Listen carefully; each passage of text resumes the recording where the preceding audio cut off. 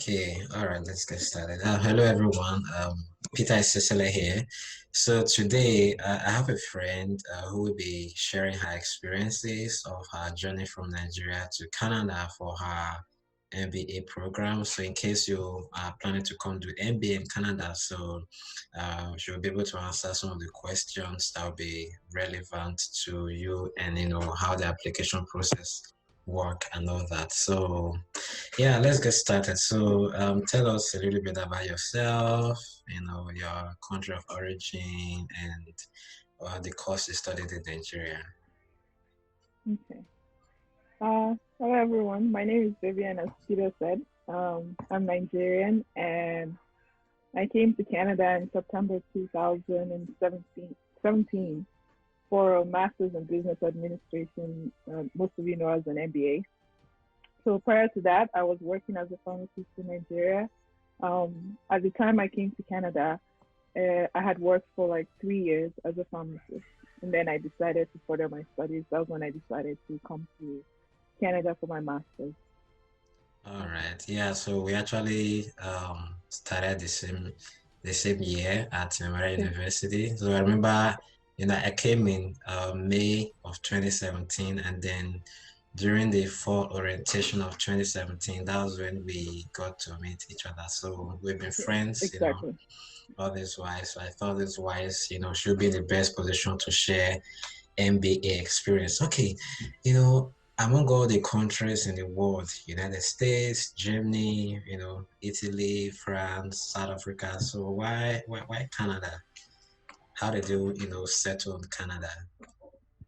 To be honest, I was considering the states Okay, alongside Canada, and just with my research and everything that I did a lot of Google searches and just okay. researched the admission processes for the schools, um, visa requirements, and all of that. I just kind of came to the conclusion that Canada was easier, so I just went Okay, for the easier. I went for yeah. the easier option. There's nothing really special. I just went for what would be easier for me to get.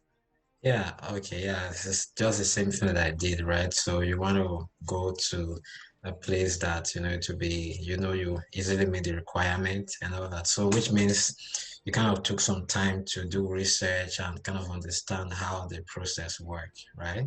Yeah, exactly. Okay, so now you've decided you're doing your searches in Canada. So how did you now go to know about Memorial University? Did it just fly into your mind? Uh, that's another funny story because there was also a Google search, right? So when I decided to go for my MBA, my brother was going for his master's at the same time, Okay. and my parents were paying for both a master's program, right? Oh, So yeah. when I was looking for a program, I was looking for like a low cost quality School. education, right? And so Okay. when I Googled that, I was like, okay, I went on Google and I typed low cost MBAs in Canada, and Memorial University was one of the um, universities that came up. And I continued reading more about it, and I saw that the quality of education actually at Memorial University was really good. I saw how the business students, all the case competitions they've won in the past, even Okay. Wow. beating other expensive like universities, like Universities. doing really well. So I was like, okay, yeah, Wow. this is a good university. Also, I saw pictures of Newfoundland and St. Wow. John's. I was like, oh, this is a very pretty place, and Very and it's colorful. yeah, and it's very small compared to. I grew up in Lagos, very hectic traffic Every day. Yeah. every day, Lagos every stress. day in Lagos, right? So Mm-hmm. and this place was just smaller, no traffic. I was just like, okay, maybe this is the break from that hectic life that I need. So Okay. yeah, so it's a combination of the school being low cost, the environment being like more relaxed, and the quality this school also had to offer. Yeah. So it's really important, right? Finding out any school you want to go, just checking out their track record. You will definitely see a lot of testimonials on their website. And even if you Mhm. review like some of their, MBA students, you can kind of see, a lot of the track records that the students have. All right, that's pretty good. So anyone planning to come to Canada, you must be ready to do the research and put in a lot of work, just finding out Very how important. things work. All right, so same story that everyone say, Google, lowest tuition, masters, so it's actually the same thing that I did, that was how I got to know about Mon, right? So, okay, now once found more and then they have this MBA program, so in terms of the, you need to check the admission requirements and all that. So what were maybe some of the requirements? What are some of the very key requirements as to MBA, irrespective of the background that the person is coming from? Yeah. So you have to have a bachelor's degree. You can't just come out of secondary school and Okay, even you though have to have that. you've been attending your mother's shop for like 10 years. You have to, you have to have a Okay. bachelor's degree, and for that bachelor's degree, you have to have a 2.75 GPA, but that's I on a 4 point scale. Oh, So you okay. know the scale we use in Nigeria is a 5 point, so you have to calculate to see what that Yes. translates into on a 5 point scale. For Okay. 2.75 on a 4 point scale, you have to Okay. do the GMAT, which is the graduate management admissions test, Oh, and you have to get at least 550 on the GMAT. So wow. that's really important that you do that. Um, Another thing is you need 2 years of work experience. So I think this work experience can actually be anything. Like it doesn't have to be a business work experience. Like I said, I Okay. worked as a pharmacist, right? Oh, And I okay. was still able to get in. So just 2 years full-time work experience. And one of the documents that you'd have to submit as well is references, 2 references. So you need one professional reference and another academic reference. So what that means is that for the academic reference, a professor or lecturer from the school you went to would have to provide that for you. And the Okay. professional reference is your employer, who you're working for, who you've worked for in the past, or who you're working for can provide the other reference. So those 2 references, and I found the employer one to be quite easy to get, but the Yeah. academic one after school is Yeah. pretty hard to keep in touch Go with back. professors, go Yeah. back and get that. Mhm. So yeah, but if you like, it's the professor doesn't even have to be someone close to you, just someone who at least touched your course that can Okay. speak about like What about teach yourself? you something about yourself. Yeah. Okay. So as for language requirements, so people always ask that. Most schools in Canada don't require Nigerians to write Right. the IELTS because Mhm. we were taught in English, right? Yeah. So as long as your transcript is not in Yoruba or Oh, yeah. Okay. Yes. or Igbo is in English, right? And they know that your school you were taught in English. They don't require language requirements. Okay. Um, did you ask about when it starts? When school Yeah, starts? like the start date, like No, we the have start date. fall, winter, and spring. So for international student, when is the available For inter- start date? for international students, they prefer you start in fall. That's September. So Okay. I don't know why, but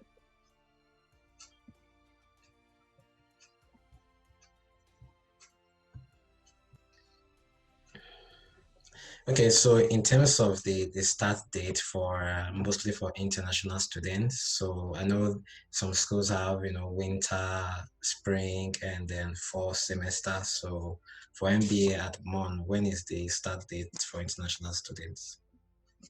so for international students, the start date is usually fall, which is September. Okay. I don't know why, but for international students, it's usually in September. So that means that you have to have finished, like applied for admission in February. So Okay. February is usually application deadline, and then start in fall in September. Oh, okay. So if you, let's say someone apply maybe before December and then another person apply in February, so do they kind of review the application as they receive it, or you must hear from them after the deadline has passed? Uh, Could you clarify? I didn't really So understand the let's question. say someone, maybe people might want to apply early, right? Maybe the person someone apply very early, and then another person apply in, let's say, February. So kind of how long does it take to hear from them, like after the deadline has passed in terms of like the decision for admission? I remember in my case, it was I applied in, let's say, end of January, right? Just Okay. before the deadline, and I heard back in May. Okay. So I'm not sure, and that might also be because they mailed my admission letter to me. So that was when I Oh, received the copy, like the paper. So I don't know when they actually approved it because I didn't get an email. I got like the eh, physical oh, document in Nigeria. So you I don't did? know. Oh, okay. Yeah, I So that did. was in May. Okay, let's say Yeah, between, so most, I think for the most part, when the deadline has passed, because that's when they have to have all the applications and then start to sort them, exactly. right? I think even if you submit in December, they wait until the application deadline to look at everything. Everything. Do you know, Yeah. till date, I never received my admission letter. They said this, they mailed it to me, and I So you know never that. got it. Yeah, that time we are trying to figure out our postal code and a lot of things. So then I was applying for some schools in the UK as well. So whenever I got notification for mail, when I go there and I see this UK admission letter, I was like, no, I'm waiting for Canada, right? So and then I Wow. emailed them Andrew Kane and just explained that I don't have a physical letter. He was like, as far as we had the scanned copy, it just prints that out, that Yeah. would be fine. Yeah, I All think right. eventually they emailed the admission letter, but the Yeah, first thing I ever got that I have gotten like an admission was the physical um physical one. Oh, paper. okay. Yeah. So did you so when they decided on the admission, did they send you an email right away or till you got the physical? That's the first one you got was the physical before the email. Hmm. I think I got the physical first, cause Oh, okay. or the email. I'm not sure. Uh, I'm not sure. Let me not say. okay. It's been a while. Yeah. All right, that's great. Okay.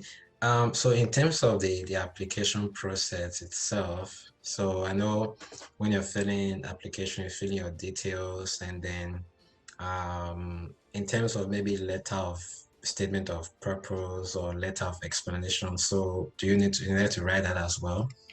Yeah. So it's an application. It's like a portal on the website to apply, right? And it's pretty self-explanatory. Um there's there's guidelines on how to fill it, what to include, what to put. So it was pretty easy for me. And yeah, you have to write that letter. It's called a letter of intent or statement of purpose, something like that. So that's Okay. essentially just like why you want to go to MON, why you want to do the particular course. And yeah, that's where you kind of like sell yourself like to the Mhm. university and hope that they believe all your lies. I think everyone writing an SOP, there must be some abstract things that are Some added, exaggerations. yeah, exaggerations. I remember when I was doing my in my university then we're having a class and then a professor we're just talking about hobby, right? And then the professor asked one boy, you said you like this certain football club. He said yes. So he was not asking him about a particular player, right? Why he likes the particular player. So based on the conversation, whether to hear something like, oh, he's a very skillful player, he can dribble very well, just kind of to tailor his explanation to whatever situation. He said, he said he's a handsome boy.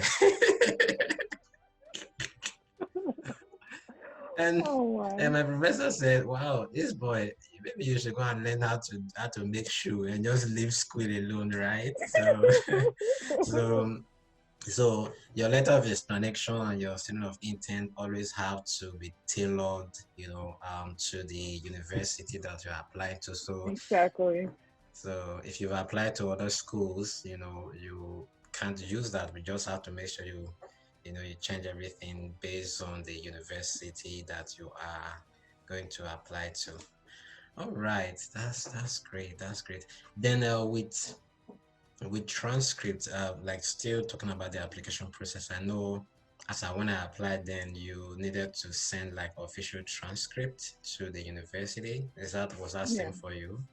exactly. Yes, you have to have your school send your transcript directly to Memorial University. So you can't like go collect the transcript yourself and then email it to. It has to Yeah. come directly from the school. Yeah. Oh, okay. All right. So it's still the same thing. Though there are some, I know for University of Alberta, when you're applying for admission, they will only request you to submit the unofficial copy. Then Mm. once they've given you admission, then they will ask you to submit official copy, right? Official copy. Yeah. So because they know it can be expensive, and if you don't get the admission, and that official copy is gone, right? Yeah. So Exactly. that's it for that. Okay, so in terms of the workload, because I know we're having this conversation, when we were in St. John's and in Newfoundland, we always meeting. We attended the same church, and so we're always having conversations all around. So in terms of the workload, so what's like the maybe like the minimum courses you have to take maybe altogether, and then maybe in terms of the breakdown per semester. And so the MBA program at MON is a course-based master's, right? And it has you have to complete 20 courses. Okay, Okay. but there's a caveat to that. If your bachelor's was in something that has to do with business, and maybe you took courses like economics, marketing, and stuff like that, you get exemptions. But Okay. most of us were from, Other fields. healthcare, engineering, other fields. So most of us had to take the full 20 courses. And that was the biggest shocker Oh to me, man. the Wow. workload, because it was a lot. Because Yeah. you did a master's too, right? How Yeah. many courses did you have to finish in You three know, years? I needed to do like three courses, I think like 9 credits, just that. Then the rest was just research, right? So, Research and lab work. Yeah, so that full course load wow. it was hectic. So you need to So take like the three three courses of so in a semester or so. yes, and some semesters you have to take four actually because you Oh, okay. three in 6 semesters is not still 20 is 18, right? So Oh, some okay. semesters you have to take four, 4.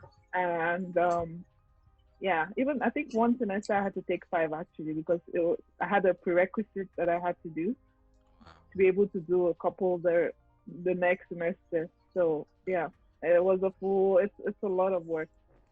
I think the maximum number of courses I've taken here as a grad student is like 2 courses that was actually like January this 2020 that I needed to do like 2 courses for my PhD work. So it was just Mm. like for the most part, there's been one course per semester and then lab work. So when I see people doing five, I sometimes, you know, I still try to Yeah, it find my was head around crazy things, right? So it's because a lot of work, yeah.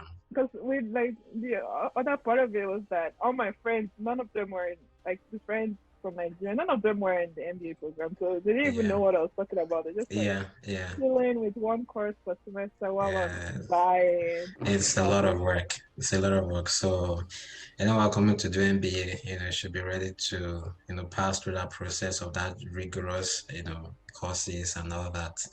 Yeah. Okay. And so another thing people also ask is, do you get scholarship? How do you get funding?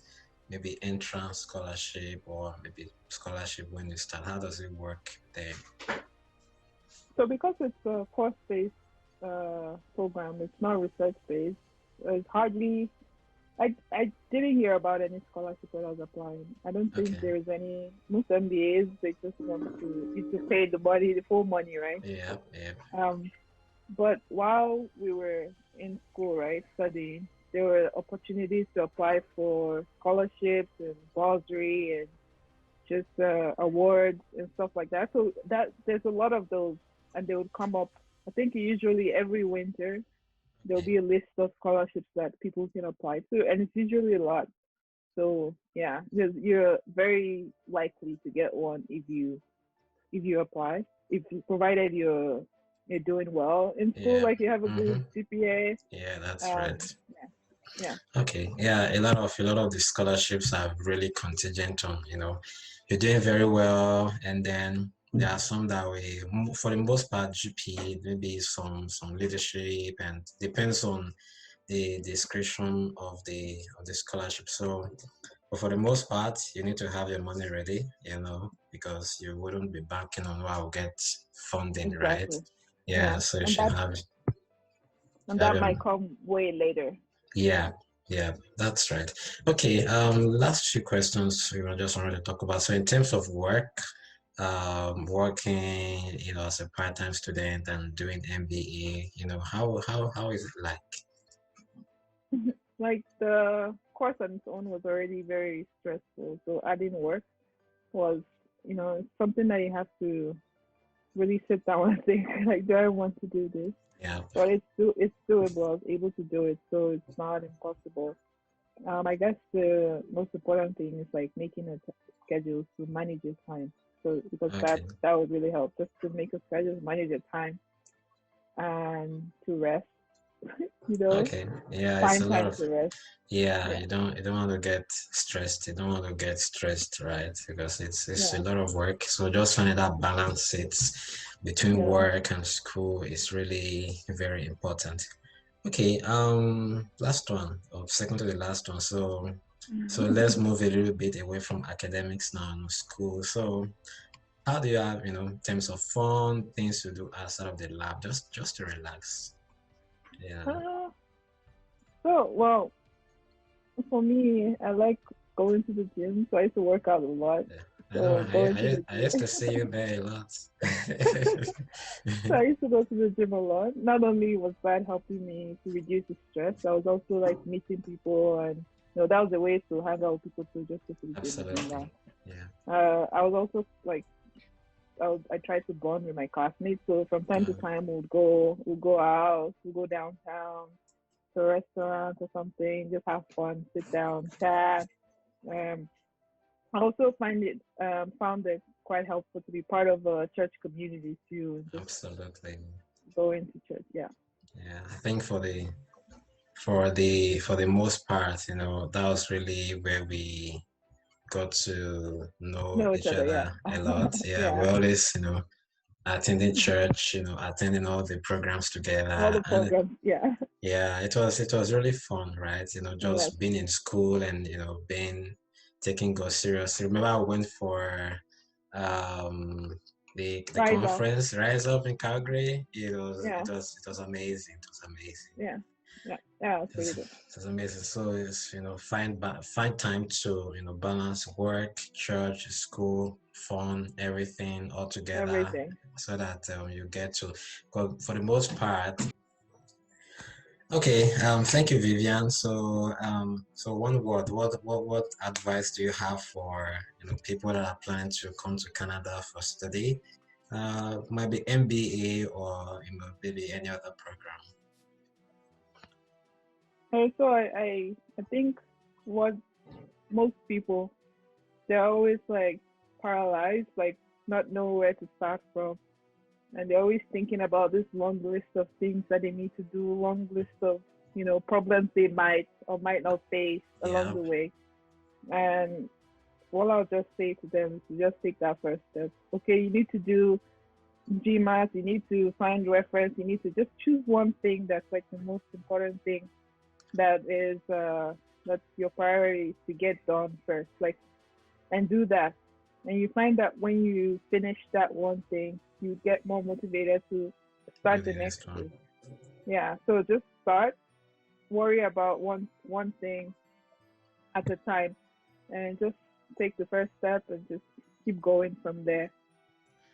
All right, thank you very much, Vivian. I really appreciate. So yeah. No, we're actually in the same province now, so Yeah. if not for COVID, maybe that would have, driven to Yeah. our side and just have the one-on-one conversation. But we hope to see, and maybe have Yeah. some future more conversations. All right.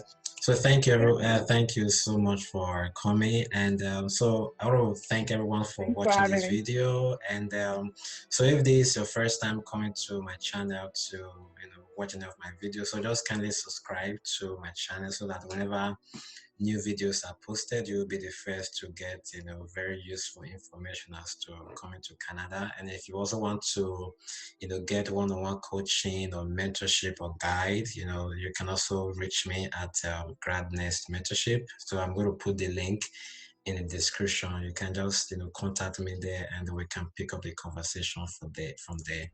All right. So I will see you in the next video. Bye. Bye.